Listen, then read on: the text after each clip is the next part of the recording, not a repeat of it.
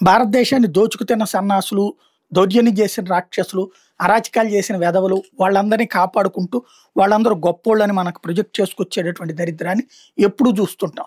అయితే ఇట్లాంటి వాటికి మూలమయ్యేటటువంటి స్టాలిన్ మన సంస్కృతిని అంగీకరించడు, హిందుత్వాన్ని అంగీకరించడు, భారతదేశపు ఎదుగుదలను అంగీకరించడు. ఈవెన్ వాళ్ళ దేశంలోనే ఉన్నటువంటి చాళుక్యుల కాలం నాటి వ్యవస్థని అంగీకరించడు. ఏదో పెరియారే ప్రపంచం, పెరియార్ తీసుకొచ్చిందే విధానం, ఆయన చెప్పిందే సిద్ధాంతం అంటూ సగం నాలెడ్జ్ గాడు, సగం వ్యవహారం ఏం చేసి అక్కడ ప్రజలను కూడా అవిద్యావంతులు మోసం చేస్తున్నాడు. విద్యావంతులు అది పట్టించుకోరు.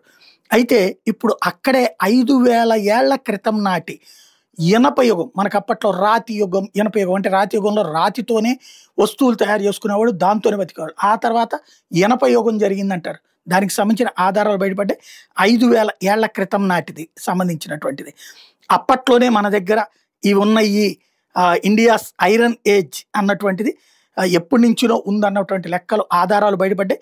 తమిళనాడులో ఇప్పుడు దానికి సంబంధించినటువంటి దాని మీద అప్పుడున్నటువంటి వాటిని చెక్ చేస్తున్నారు.